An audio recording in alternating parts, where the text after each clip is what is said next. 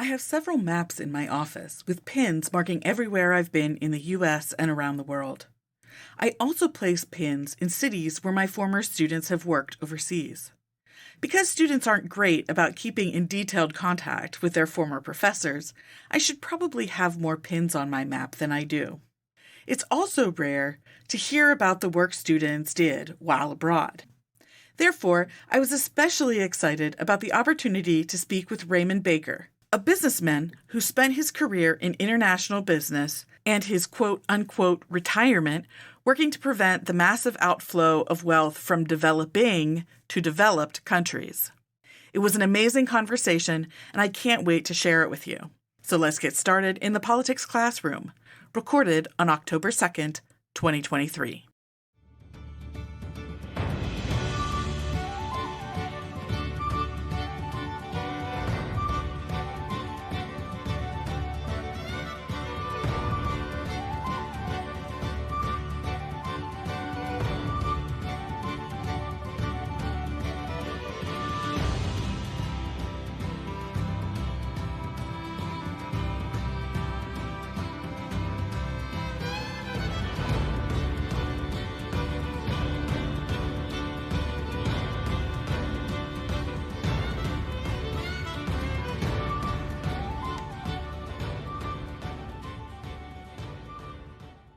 Welcome to the Politics Classroom, a podcast of UIC Radio.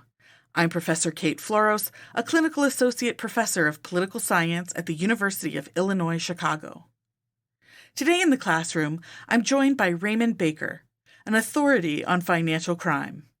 Raymond received his bachelor's degree from the Georgia Institute of Technology in Industrial Management and an MBA from Harvard Business School.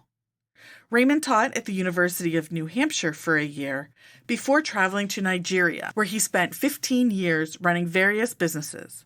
After returning to the U.S., he continued working in international business and eventually became a trade and finance consultant to governments in developing countries. After he retired, Raymond founded Global Financial Integrity, a think tank in Washington, D.C. focused on illicit financial flows, corruption, illicit trade, and money laundering. He is the author of 2 books, Capitalism's Achilles Heel, Dirty Money and How to Renew the Free Market System, published in 2005, and his 2023 book, Invisible Trillions, How Financial Secrecy is Imperiling Capitalism and Democracy, and the Way to Renew Our Broken System. Raymond Baker, welcome to the Politics Classroom. My pleasure to be here with you. So you got an MBA from Harvard, and then you became a professor for a year at the University of New Hampshire, but it was only for a year. So what was it about academia that made you know that it was not the career for you? I didn't anticipate that it would be a career when I first took the position. I was a teacher, not a professor. I was a lecturer. And the only reason is because the professor who taught that required course for business administration students died 2 months before the semester started. Oh, no. And the University of New Hampshire was desperate to find somebody to teach this course. So I took it on, and I thoroughly enjoyed it. It was good fun. I was asked to stay on, but I had made up my mind that I wanted to get a taste of international business. I wasn't making any long-term commitment to that idea, but just wanted to get a taste of it, and sent out my resume to a bunch of companies to see if I could find a job. Okay, before we leave academia, your wife, Pauline, got a PhD in political science. So the very important question is, political scientists are the best, right? I would agree with you. And she was brilliant in her work and has influenced me a lot in her thinking. Why international business and not business in the United States? Well, I guess I had a friend who went to Indonesia, and he was talking about how much he was enjoying that and what an edifying experience it was for him. I was never one to go to work for a major corporation and spend a lifetime working my way up the ranks. My father was an entrepreneur, later became a banker, but I wasn't going to go to work in your normal training program and gravitate myself up through the ranks. So going abroad opened up opportunities to step off the plane and run the business. And that's what I decided I would do. Okay, so you said you sent out your resume and you got a couple nibbles and you ended up in Nigeria. Can you talk about how that happened? Well, I ended up with job offers to go to Iran and Nigeria and Brazil. I chose Nigeria because it was an English-speaking country. It was newly independent, having become independent just in 1960. And I could immediately manage the company that I was going there to manage. I didn't have to go through some big corporation training program or something like that. So this looked like a pretty interesting opportunity, and I went there. Okay, and this was 1961? Yes. Okay, and so did you run the company right from when you hit the ground? Yeah, I did. The company was a bakery, as it happens. Really? Yes. It was owned by the foreign minister of the country. Okay. It wasn't in particularly good shape. I took it on behalf of my employer, which at that time was a New York company. And I improved the business and made it better. The interesting thing was we had customers all over Lagos. We had 200 customers that we delivered bread to every day. And I would go out on the distribution truck frequently and meet with these people. And I learned about marketing in Nigeria. I learned that it's we're not talking about big stores. We're talking about little roadside stands. I learned about marketing in Nigeria, and I met a lot of market women who were the major force in marketing. So within that 2 years that I was doing that, I was able to write an article entitled Marketing in Nigeria, in which I indicated that I had understood something about how you do business in Nigeria. And it got wide acclaim. No, it was one of these little academic publications. Still, that's impressive. Yeah. Okay, so after 2 years, you struck out on your own? Yes. What led to that decision? Well, I came back to the States, got engaged to my wife, decided that I was going to set up on my own in Nigeria and see if I could make it. I incorporated a company at 40 Wall Street, New York, which is one of Donald Trump's current investments. Really? It was not at that time. Right. But I established my business through my lawyer's office at 40 Wall Street, went back to Nigeria and registered my business and rented an office and went back home and got married. Okay. And so when you and your wife now came back to Nigeria, what kind of business opportunities were you looking for? Anything that I could survive doing. I set myself up as a consultant with my Harvard Business School education.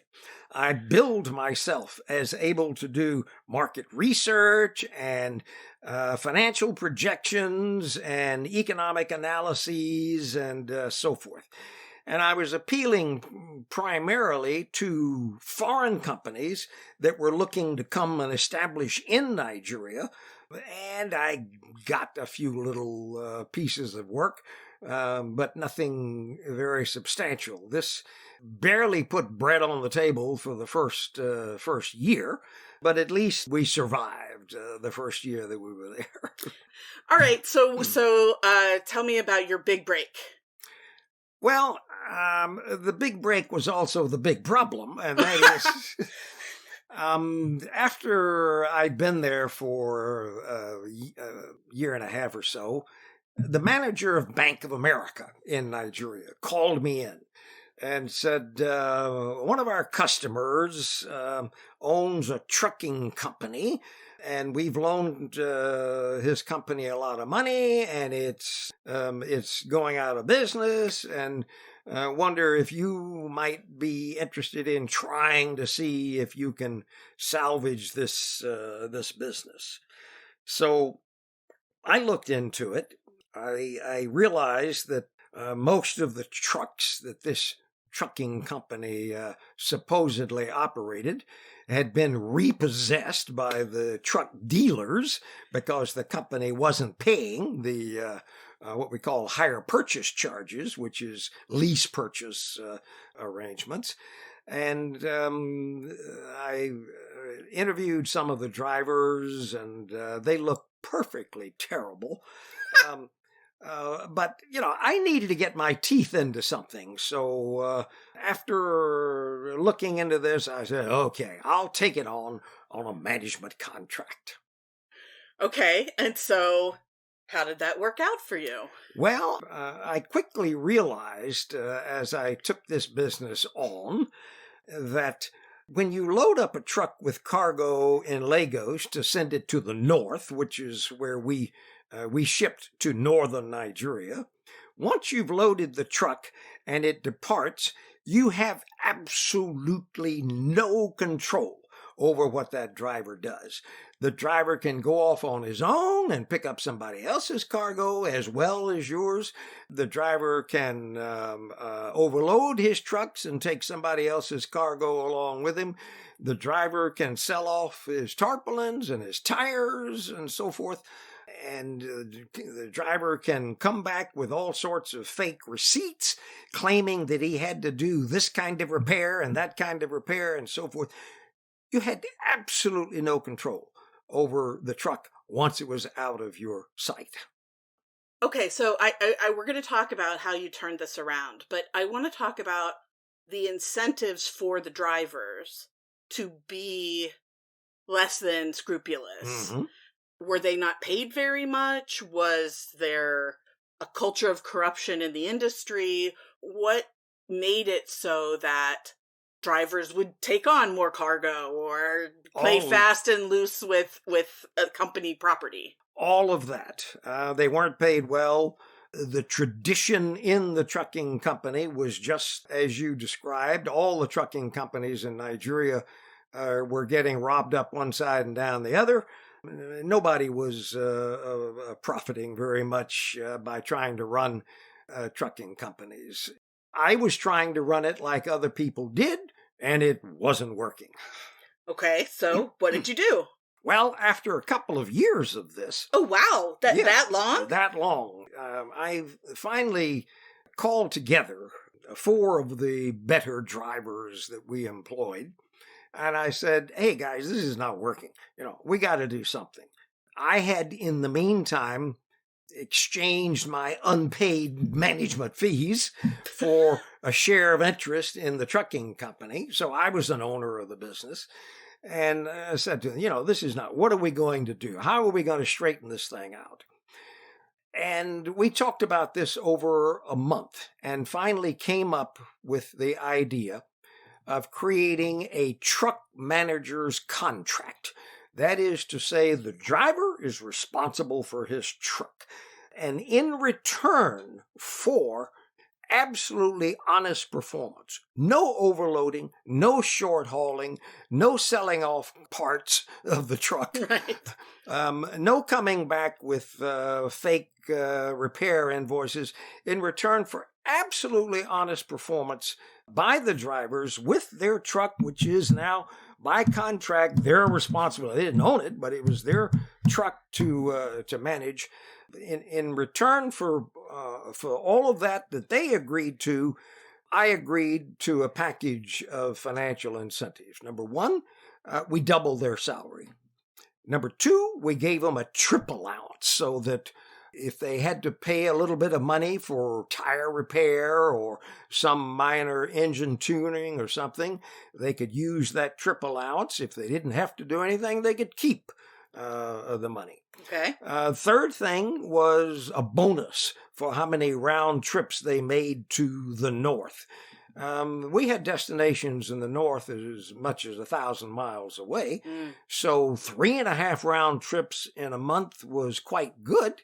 4 round trips in a month got you an even bigger bonus. We paid a bonus for 3.5 and a bigger bonus for 4 round trips a month. But then we added something else among the incentives that we put into our truck manager's contract. For the best driver of the year, we agreed that we would give the best driver an all-expense-paid trip to Mecca to make the Hajj. All of the drivers were Muslim. And they were really interested in making the Hajj. Over the years that we had that in place, they cleverly alternated it so a different driver got, and that was fine with me. I didn't care. We sent 4 or 5 of them to Mecca to make the Hajj. But with that package of financial incentives and their promise to run it absolutely honestly, we turned that company around in 2 or 3 months, just like that. Really? I mean, in no time, we became probably the most profitable trucking company in Nigeria. We raised our rates. We guaranteed our deliveries. We didn't have any more collisions on the road, so we canceled our collision insurance. We became the model trucking company in the country. And I learned something from that experience, and that is, if you run your business right, all stakeholders will benefit. It's when you run it wrong that nobody benefits. So very quickly, we turned that company around. The drivers were making money. Management was happy. The investors were happy. Jallo Waziri was happy. The Bank of America got paid. And we bought a lot more trucks and expanded our fleet. I think at our maximum, we had 55 18-wheelers going back and forth from Lagos to the north. So we weren't a huge company, but we weren't just a handful of trucks. And we were fortunate also that Jallo Waziri, the principal owner of the business, was a friend of the manager of Guinness Brewery in Lagos. So we had a contract to haul all the Guinness to the north, unload, pick up empty bottles, and come back. So you had full loads up and full loads back. And with that formula, we did extremely well.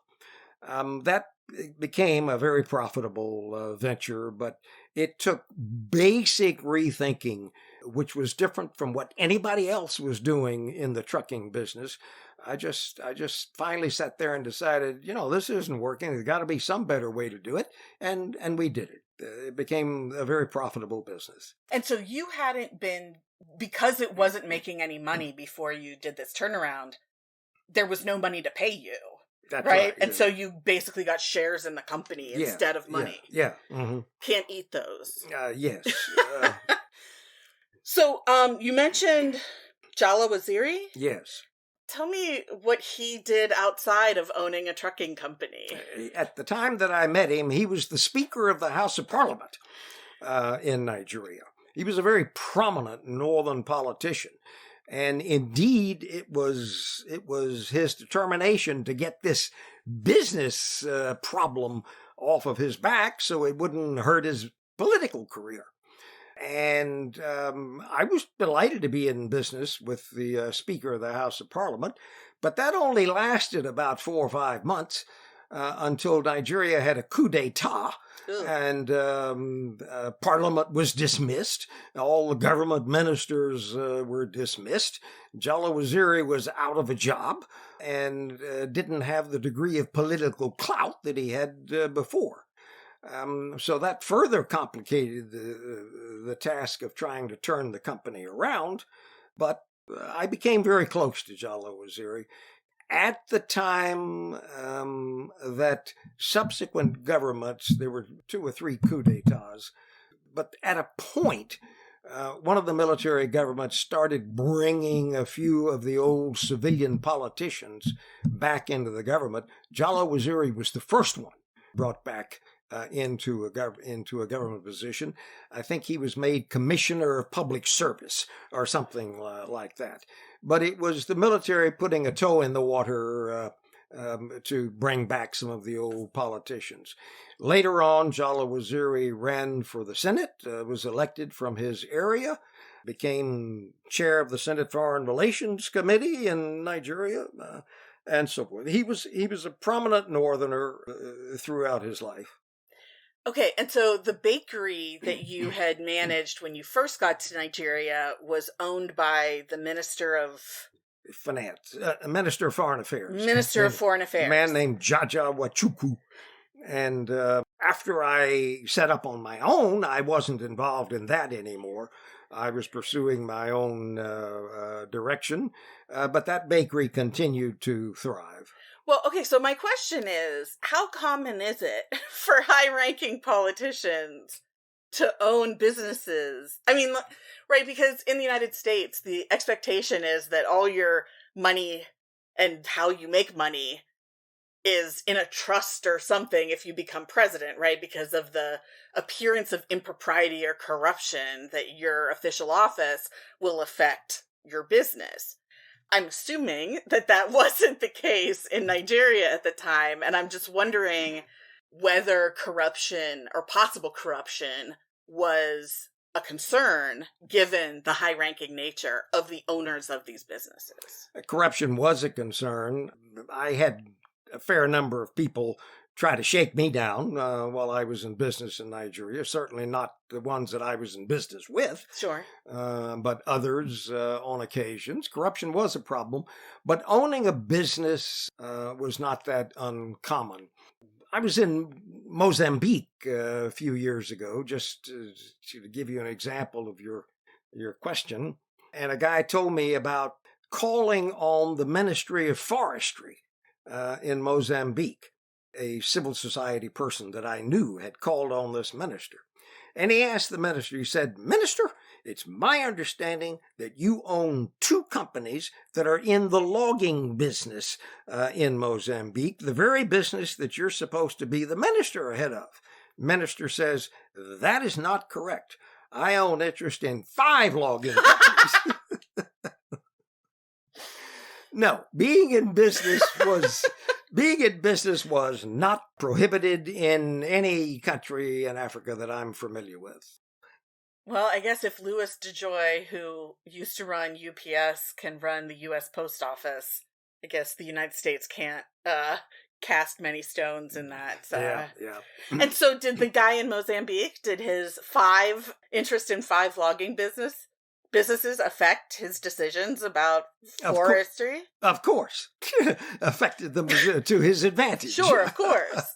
And that was totally legal. That was totally legal. Then Mozambique got in very serious trouble a few years after that, borrowed a lot of money, which then ended up in bribery, and Mozambique virtually went bankrupt. There was $2 billion that disappeared. And Mozambique hasn't finished dealing with that problem since then. But lots of African countries have had such problems. Back to Nigeria, my estimate is that perhaps as much as $500 billion has disappeared illegally out of Nigeria over the last, let's say, 20 or 25 years, something like that. We're talking about huge amounts of money flowing out of Africa into foreign coffers. Okay, and I want us to put a pin in that. I want to come back to that and talk about why that is, because that's shocking. But you mentioned a coup in Nigeria. It was not the only coup that occurred in Nigeria. A bunch of them. There were several. And there was a civil war. That was the Biafran conflict. Yes, from 1967 to 1970 when you were in Nigeria. Now, Lagos is on the southwest side of the country and Biafra is the southeast. Correct. So you weren't there in the conflict. But the conflict did sometimes come to Lagos. Yeah. The Nigerians pronounce it Lagos. Oh, Lagos. I'm sorry. That's all right. My bad. Yes, the conflict occasionally would show up in Lagos. Some explosion would go off that the Biafrans had managed, and my wife and I would jump in her sports car and go racing off to see what what was going on. And then toward the end of the war, a plane was shot down in Lagos that was flown by some Portuguese mercenaries working for the Biafrans. And the plane came down effectively in our backyard of the house that we had just rented, had not yet moved into. Didn't move into it until a couple of weeks later. But we had rented it and didn't know this was at midnight. When we went there, I didn't know if it would be standing or not, but it was fine. There were body parts all over the backyard of the house.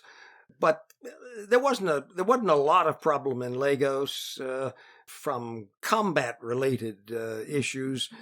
But in Biafra itself, there was a huge amount of destruction, starvation, malnutrition, and so forth. I got to come back to the body parts. So, how many people were in this plane? I'm not sure. I think it was probably 4 or 5. Okay. Something like that. Okay. When it came down just a few yards offshore from our property that we had just rented, my wife and I went there, and I waded out into the water, and I found the documents of the plane.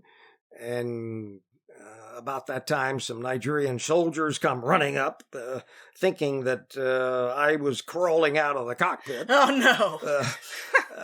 But I said, no, I just reached in here and got the documents, and I gave them the documents, which later on confirmed that the plane had been hijacked by the Biafrans from Benin, which is in the south-central part of Nigeria, and taken to Biafra.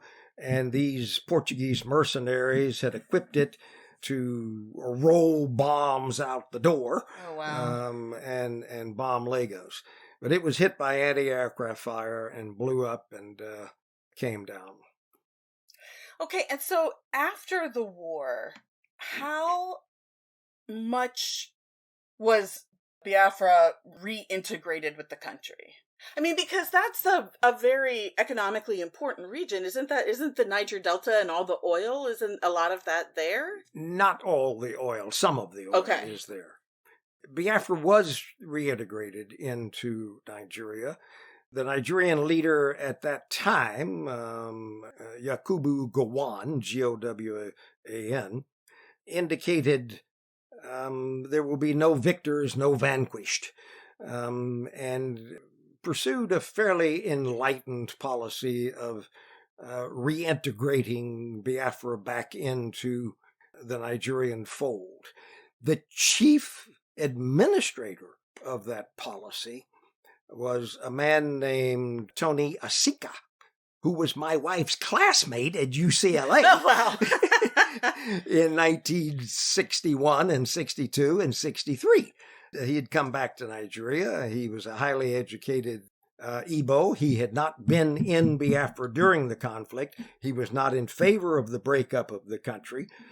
So he stayed on the federal side, and he was the one that was administering that Biafran area after the war was over.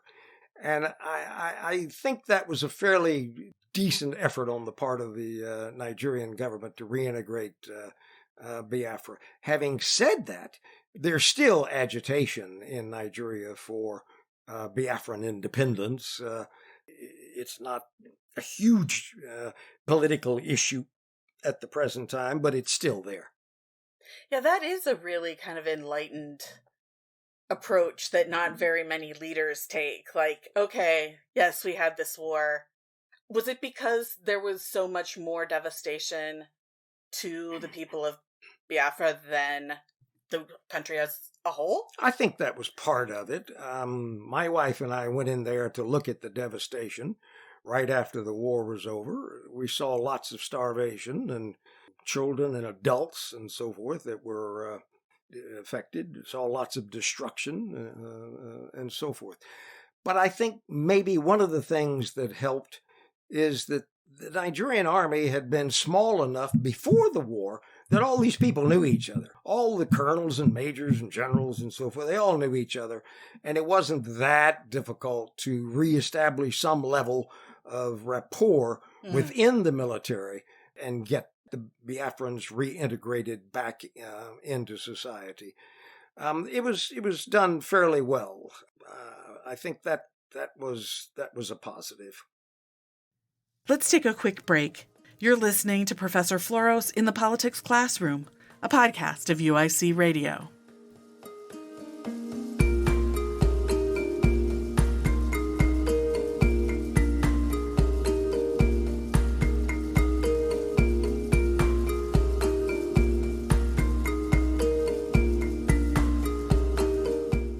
Welcome back to the Politics Classroom, a podcast of UIC Radio.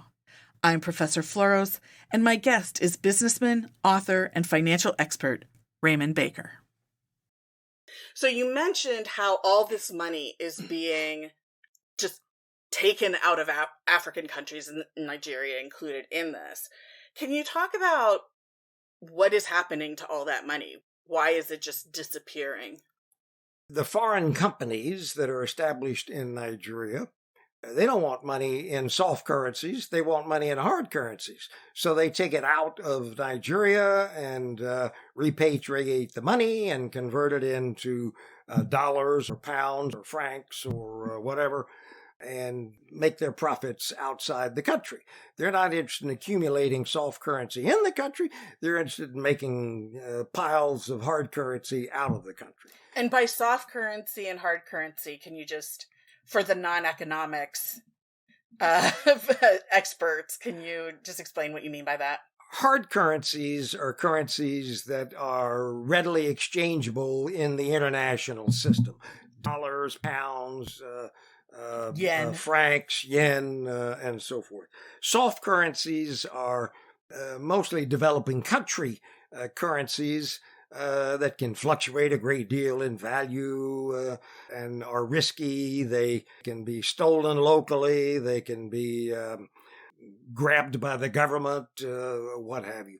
So most foreign companies want to get their money that's in soft currency countries out of there into hard currency countries. And so they use a mechanism of trade misinvoicing. Okay. That is to say, on import and export transactions, you can manipulate the price so that money is moved out of the country. Let's suppose that you are a foreign company and you are importing a raw material for a manufacturing business. Okay. You can overprice that raw material that you're bringing in, so that when you pay the supplier of that raw material, he'll take the amount of the overpricing and put it in your corporate account in Switzerland or London or France or wherever. But don't the banking authorities in those countries see this incoming money and care where it came from? No, you mean in the receiving countries? Yeah. Like UK and US? Well, you say, like, if a foreign company overprices the good, then the supplier will get what it actually costs and then put the rest, the overage, into the foreign company's bank account. Mm-hmm. But how do they explain, or do they need to explain to the bank where that money came from? They don't need to explain it to the banks. It's just money done going all in the bank. Time. Done thousands and thousands of times a day. Money being deposited. The United States is the most egregious of all. We love the money that comes in to the United States, but no, it's done. It's done all the time. The manipulation of trade, that's the manipulation of import prices and the manipulation of export prices, has become the key change that has taken place in the capitalist system over the last half century or so. The difference between real value and price These are two completely different concepts. Real value is what something's really worth. Price is a fiction that you put on the transaction for the purpose of shifting money across borders. It's done all the time, thousands and thousands of times a day. I have never known a multinational, multi-billion-dollar, multi-product corporation that did not use trade misinvoicing for the purpose of shifting money across borders. It has become utterly normalized in the capitalist system. This is the biggest difference in the way capitalism operates, taking place over the past half century. There was a little bit of this done in earlier years, but today it has become completely normalized so that everybody's doing it, manipulating values through the pricing mechanism. Okay, so you own more businesses than your interest in the trucking company. Did you only sell within Nigeria, or were you engaged in foreign trade as well? I was engaged in foreign trade in the sense of being an importer. Uh-huh. I imported raw materials from Europe and Scandinavia and the U.S. and bought machinery and so forth. I was not engaged in export. I was buying from abroad and producing products in Nigeria, and we did it legitimately. That is to say, we earned our profits in Nigeria, paid our taxes, gave raises to our employees, and profited in Nigeria. So why not do what everyone else was doing? It didn't seem right. You're a businessman with a conscience. I don't know. Well, I suppose. It didn't seem like the right way to do business. I will elaborate on that just a little bit, Kate. Please. I was significantly influenced by my father. My father was a businessman for 30 years. Had a wonderful reputation in our town. In late career, mid-late career, and when he was in his 60s, he was invited by the biggest bank in town to become president. He became president of the bank. He had a reputation of absolute honesty in his business. I never saw my father try to maximize his profits on a transaction. My father wanted to enter into a fair price on every transaction that was conducted. Fair to him, fair to the other person. He had a wonderful reputation in the community. Now, that's the kind of background that I had when I went to Nigeria, and what I found was not much of that. Right. There was a lot of financial skullduggery going on in Nigeria. I perhaps would not have become as exercised over this phenomenon had I not grown up in the family that I grew up in. But I was shocked by the degree to which the capitalist system was being misused, and in particular misused in ways that I had learned was not the way to do business. So my father's influence, my wife's political science background, I felt like I got to do this right. And you still did well financially for yourself, right? Yeah. Despite not engaging in these dubious practices. Yeah, we did well. Jalal Waziri was happy. I created a holding company after the war, and it held our investments in the trucking company and in two manufacturing companies that I had bought. Put that all into a holding company, borrowed more money, expanded the businesses, and it was all great fun. I enjoyed doing it. At a point along the way, I realized that Nigeria was moving toward greater local control of businesses. So I sold 51% interest in my company to a diversified group of prominent Nigerians.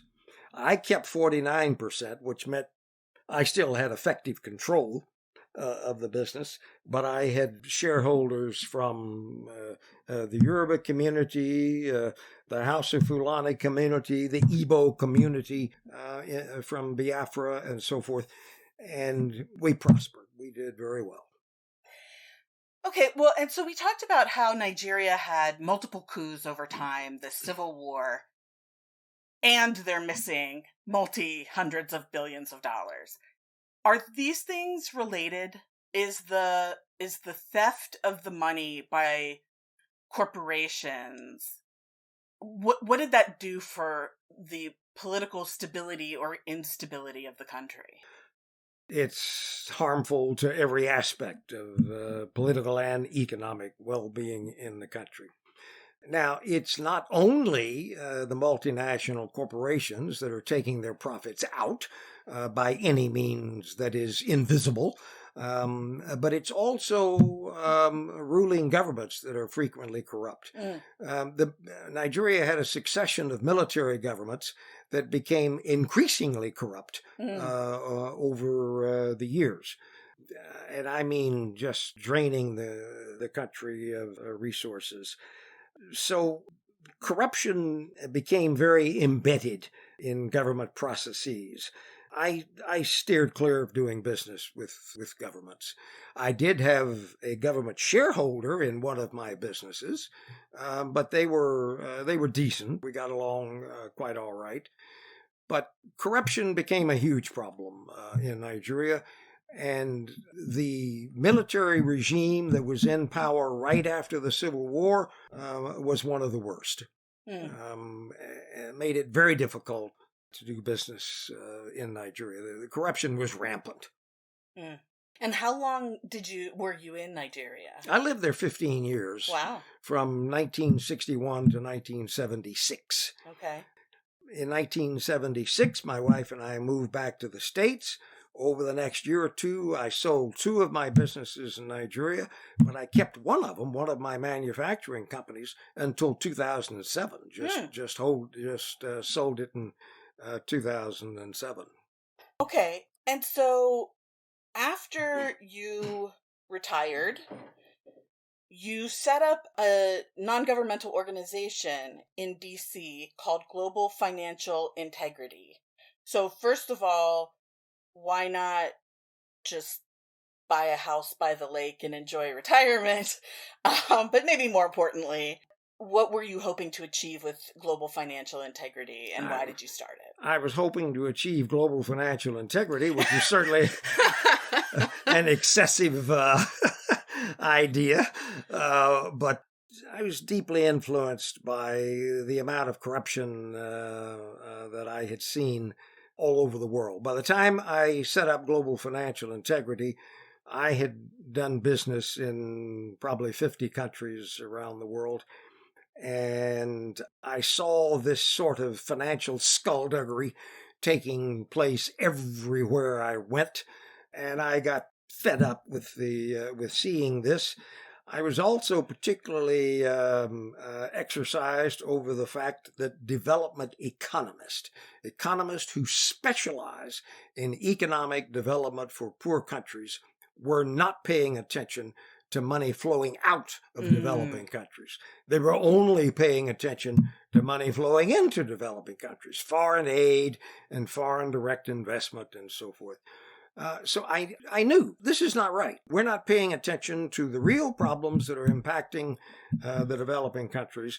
And I finally decided I had to say what I had to say about this. So I published a book called Capitalism's Achilles Heel in 2005, and then set up Global Financial Integrity in 2006 to pursue this agenda of trying to figure out how to get a little higher level of integrity in private sector activities, particularly as they affect the developing countries.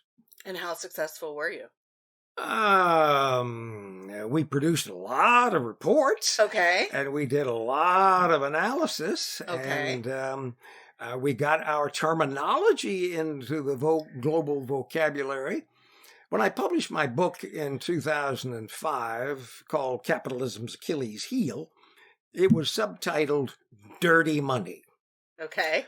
And after it was published and after we had set up Global Financial Integrity, the individual I hired to be managing director of GFI, Global Financial Integrity, we had a conversation and we said, we had a lot of conversations, and we said, we can't call this stuff that we're going to be talking about, we can't call it dirty money. If we call it dirty money, we'll have rooms full of bankers and lawyers and accountants go running for the exits. So we've got to figure out something else to call this phenomenon. Do we call it corruption? Do we call it flight capital? Do we call it tax evasion?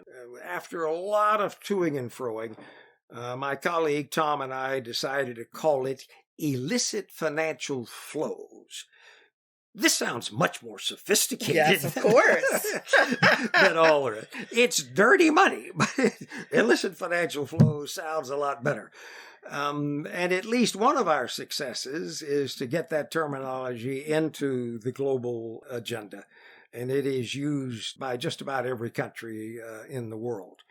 And that certainly is one of our contributions. We've also had a lot of other impact on usually fairly modest steps to close some of the avenues through which this money comes, particularly out of poorer countries into Western countries.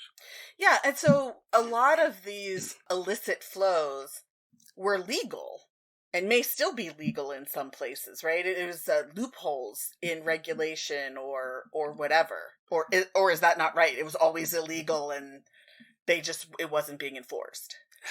We intentionally use the word illicit rather than illegal because illicit's a little more flexible. Okay.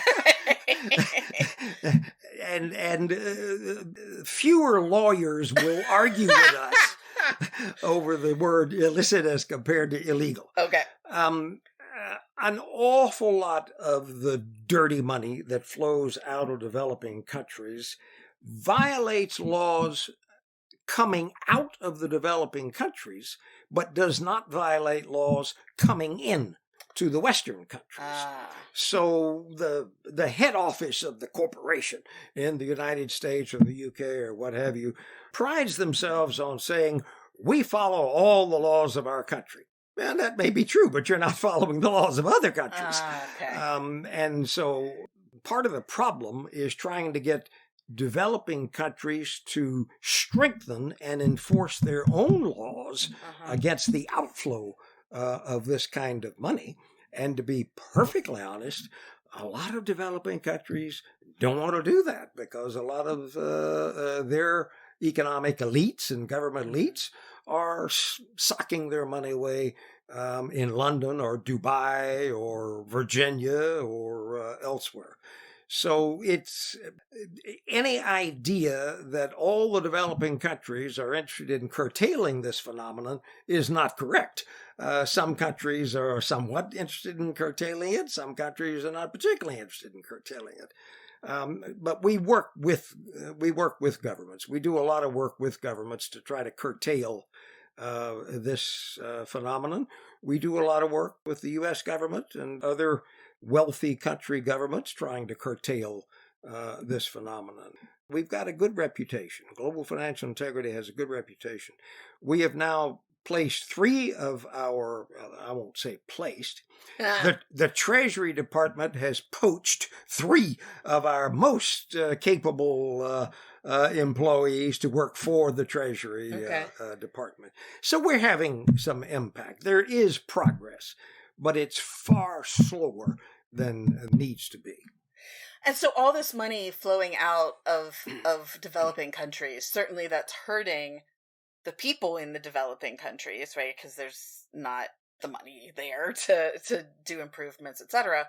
But it's also not really helping people in rich countries either, except for shareholders in multinational corporations, right? It's not helping workers unless you're the CEO. You're not seeing any of this money either. You're correct. It's accumulating in the coffers of the major corporations, and they like the money. I gave a talk in Manchester, England, a few years ago, and a lady asked me this question. If we curtail all that money coming into the UK, won't that hurt our stock market and our pension funds and so forth? And I answered her saying, perhaps very slightly, just a little bit. But that's not the question. The question is, what percent of your standard of living is worth somebody else's life? And I got applause after that lie. I never get applause in the middle of a speech, but I got applause after that lie. And that's the question. How much harm are you prepared to do over there in order to absolutely maximize your standard of living over here? I'm not prepared to hurt those countries in order to increase my standard of living over here, but that is a very much a minority view on the part of most people. A lot of the corporations that deal with these illicit flows, etc., are American-based corporations. U.S. laws have not been stopping this behavior of money coming into the U.S., but it seems like it's about financial regulation and like the nitty-gritty devil in the details kind of bits and pieces. How difficult is it to educate legislators and their staffs? I mean, I think the problem is generally easy to understand, but the solutions are very technical. Maybe? I don't agree with that, but let me try to explain it. We have, that is, the capitalist system has, over the past 50 years, created an entire financial secrecy system that is designed to move this dirty money. The way to address that system is to pull secrecy out from under it, make things transparent and accountable. With transparency and accountability, we can stop this kind of thing going on. The United States has, over the decades, has created more shell companies. That's companies where nobody knows who the owners are. Has created more shell companies than any other country in the world. It's not Switzerland. It's not the Cayman Islands. It's the United States that has done this. Well, very easy to get rid of that, and that is to tell banks, you can't take an account for a shell company. You have to know with whom you're dealing. Banks don't want to do that. But transparency and accountability is the way to address this problem if we have the courage to do so. It takes political will to do so. Political will at the present time in the United States and in a lot of other countries is hurting. But this is not rocket science to alleviate this problem if we have the will to do so. Okay, and so what can your average person on the street do? Right? This sounds like multinational corporations, et cetera, banks, international banks. What can regular people do to help this issue? Well, first of all, have some understanding of it. I wrote my book, Invisible Trillions, very much influenced by the climate change issue. Okay. Scientists and climate experts knew throughout the 70s and 80s and 90s that global warming was a reality, but they weren't getting anywhere putting this issue into people's thinking. Finally, Al Gore comes along, and with his speeches and films and Academy Award and Nobel Peace Prize and so forth, he draws attention to the issue. And now global warming is in the global consciousness. People are thinking about it. I wrote my latest book, Invisible Trillions, trying to get the issues that I'm talking about elevated to a higher level. Yes, when you say that there are a lot of particularities that need to be addressed, that is correct. But it is extremely difficult to address those particularities if you don't have an overarching framework in which you're thinking about this issue. So I wrote my book to make it clear that the financial secrecy system that we have created is literally undermining the democratic capitalist system. It is undermining the ability of the democratic capitalist system to spread the benefits of development fairly. We have had the fastest concentration of wealth in the United States that has taken place since the 1920s, and some people would say since the French Revolution. We've got staggering disparities between rich and poor, and that is a problem that emanates from within the capitalist system, not from within the democratic system. Capitalism is undermining democracy, and that's, in my work, that's where change needs to take place. But not capitalism the way we are doing capitalism The now. way we are doing it. I don't think basic capitalism is a flawed idea, but the way that we are running the capitalist system, capitalism over the last half century has taken on an entirely new motivation for secrecy that was not there for the first 150 years of capitalism. It just wasn't. But now everybody is trying to take advantage of secrecy mechanisms to earn profits that can't be seen and to make money in hidden ways. It is a threat to the democratic capitalist system.